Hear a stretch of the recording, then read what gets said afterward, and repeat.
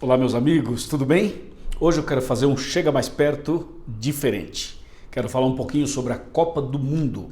É isso aí. Então prepare o seu coração, fique ligado aqui, que eu quero falar um pouquinho com você sobre esse grande movimento futebolístico que acontece envolvendo praticamente o mundo inteiro. É o esporte mais popular do planeta. Então, vamos conversar um pouquinho sobre esse assunto. Veja, eu tenho aqui algumas informações. Esse ano a Copa do Mundo está acontecendo no Catar, que é um país extremamente rico. E é também um país muito religioso, é um país muçulmano. E vocês já viram que eles exigiram várias coisas ali, colocando vários limites e regras dentro dos princípios da fé que eles professam.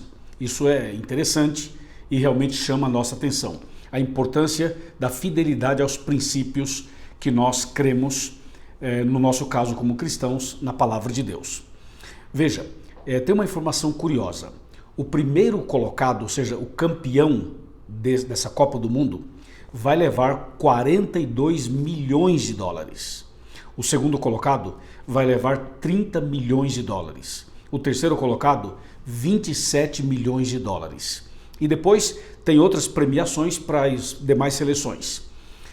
Cada seleção ganha alguma coisa.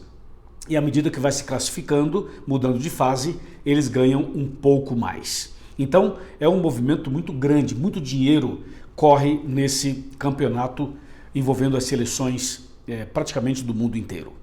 Agora, chama a nossa atenção algumas coisas.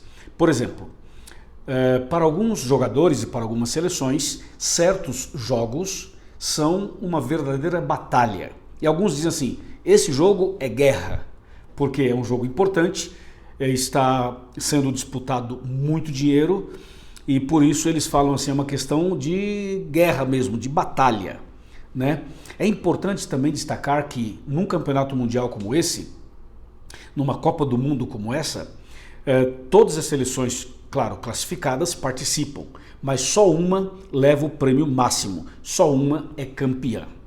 E quem não é campeão fica triste, muitos choram e muitos ficam durante semanas e semanas sofrendo, até mesmo com depressão. Mas aí você para e pensa um pouquinho. Escuta uma coisa, como é que eles se preparam para a Copa do Mundo? Como é que eles se preparam? Bom, número 1, eles cuidam muito bem da alimentação. Tem uma nutricionista, uma equipe de nutricionistas para dar a eles a melhor refeição, a melhor alimentação. Número 2, eles também têm a ajuda de psicólogos, o que faz uma grande diferença. Número 3, eles têm um tratamento especial no corpo que inclui massagens e uma equipe médica toda dedicada a cuidar dos atletas. Outro ponto, os treinamentos são específicos, bem elaborados, de acordo com a ciência, são muitas vezes bem puxados para que eles possam estarem devidamente preparados para a Copa do Mundo. Então são treinamentos intensivos. Outro ponto que chama muita atenção é a concentração. Muitas vezes eles são retirados e levados para um lugar à parte, um hotel, um centro de treinamento, onde eles ficam concentrados para não perder o foco. Concentração e foco, isso é muito importante. Outra coisa, o futebol é um esporte coletivo, portanto o trabalho em campo tem que ser feito em equipe. E isso exige um sincronismo, um ensaio, um treinamento, uma preparação, porque não é só uma pessoa jogando, são várias pessoas, são 11 de cada lado. Então isso exige ainda muito mais a preparação e o treinamento. Outro detalhe importante, os psicólogos, os terapeutas, os conselheiros são para ajudar no controle das vaidades e das emoções. Porque afinal de contas, jogar num estádio com milhares de pessoas assistindo e tantos outros milhões vendo pelos canais de comunicação, é preciso controlar as vaidades e as emoções.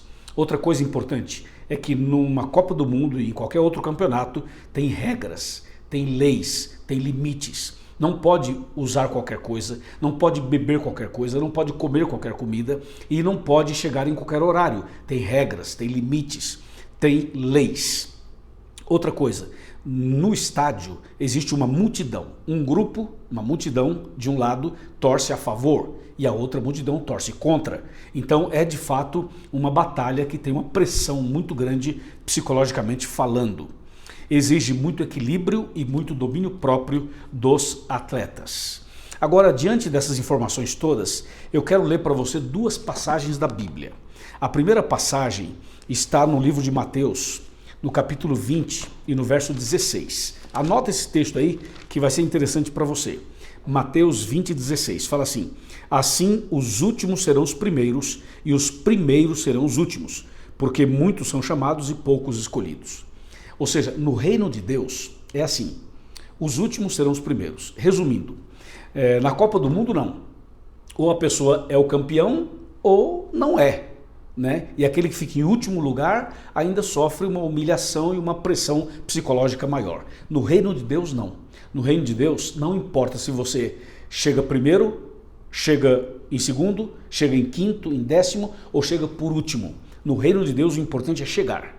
E os últimos serão os primeiros. Ou seja, não há diferença de premiação no reino de Deus. Todos que aceitarem Jesus como Salvador, que andarem conforme as suas leis, que seguirem os passos de Cristo, todos esses serão levados para o mesmo lugar, vão morar no mesmo nível, vão ter as mesmas bênçãos, vão ter a mesma felicidade, a mesma paz, a eternidade, morar com o mesmo Deus. Ou seja, Deus não faz acepção de pessoas. No reino de Deus, todos são bem-vindos e todos receberão tudo igualmente e a felicidade será eterna.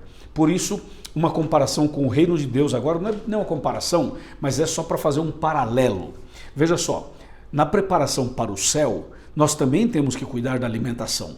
Nós também temos que cuidar da nossa mente e do nosso coração. Nós também temos que cuidar do corpo, com alimentação, com exercício físico, cuidar do corpo, que é o templo do Espírito Santo. Nós também temos que estar concentrados e ter o foco claro. Nós também temos que estar em equipe, na igreja, em comunidade, um ajudando o outro.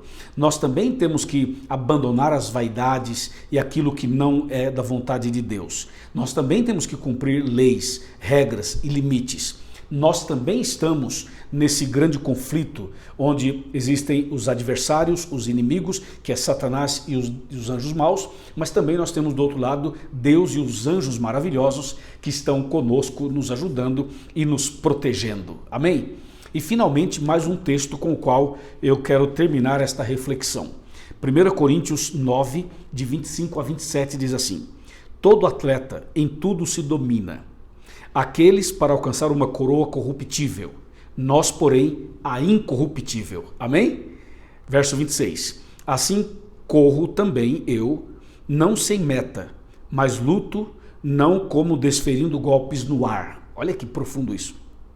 Verso 27. Mas esmurro meu corpo e o reduzo à escravidão, para que, tendo pregado aos outros, não venha eu mesmo a ser desqualificado. Esses textos são tremendos para fechar com chave de ouro. Veja, o verso 25 fala assim que todo atleta em tudo se domina. Claro. Aí ele fala assim, aqueles atletas da Copa do Mundo e das outras modalidades, eles se dominam, têm equilíbrio, domínio próprio, para alcançar uma coroa corruptível. Dólar, entendeu? Uma taça, um pouco de ouro. Então eles se dominam e lutam, fazem tudo isso para alcançar uma coroa corruptível. Nós, porém, que aceitamos Jesus como Salvador, estamos nos preparando para uma coroa incorruptível e para a vida eterna com o nosso Deus na Nova Jerusalém e na Nova Terra também. Amém? O verso 26 fala assim, assim corro também eu, não sem meta. Assim luto, não como desferindo golpes no ar. Ou seja, tudo isso que é feito aqui é passageiro, é momentâneo, não é verdade? As pessoas passam pelo momento da fama, depois acaba, depois a pessoa envelhece e fatalmente morre. Mas seguir a Jesus, seguir os passos do Mestre, é garantia de eternidade, de vida eterna. E você vai viver para sempre com o nosso Deus. E o verso 27, o apóstolo Paulo diz que ele esmurrava o corpo dele, reduzia a escravidão para que, tendo pregado aos outros, não venha perder ele mesmo a sua própria salvação. Em outras palavras, nós temos que fazer tudo que está ao nosso alcance para andar na presença de Deus, para conhecer a Deus, para nos relacionarmos com Ele, para que a gente possa ser vitoriosos. Romanos 8, de 31 em diante, fala que em Cristo nós somos mais que vencedores. Ou seja, quem anda com Jesus é vencedor, mas não é só vencedor, é mais que vencedor. Entendeu? Ou seja, Jesus promete o perdão, a reconciliação ele promete a ressurreição, ele promete um corpo renovado, uma vida renovada, ele promete levar você para o céu e promete dar a você a vida eterna. Não é uma taça, ok? Não são 40, 50, 60 mil dólares. Não, é a vida eterna. Por isso, vale a pena você meditar nessas palavras e pensar, estou eu me preparando para a vida eterna? Se os atletas que estão correndo atrás do vil metal, se eles cuidam da alimentação, se eles têm terapias, se eles têm cuidado da saúde com os médicos, se eles são focados no treinamento, se eles estão concentrados e têm um foco claro, se eles trabalham em equipe, se eles têm que ter o controle dessas emoções, se eles seguem regras e leis, se eles fazem tudo isso e muito mais, quanto mais nós que somos servos de Deus. Deveríamos cuidar mais da saúde, mais do corpo, da mente, da igreja, da comunhão, do relacionamento, da missão. Deveríamos cuidar de tudo aquilo que a Bíblia Sagrada nos ensina. Por quê? Porque eles fazem tudo isso por algo passageiro.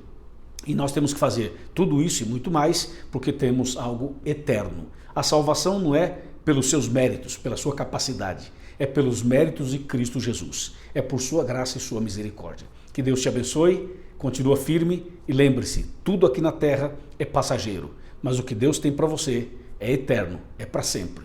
Deus te abençoe. Chega mais perto e vamos juntos nos preparar para o reino dos céus. Amém.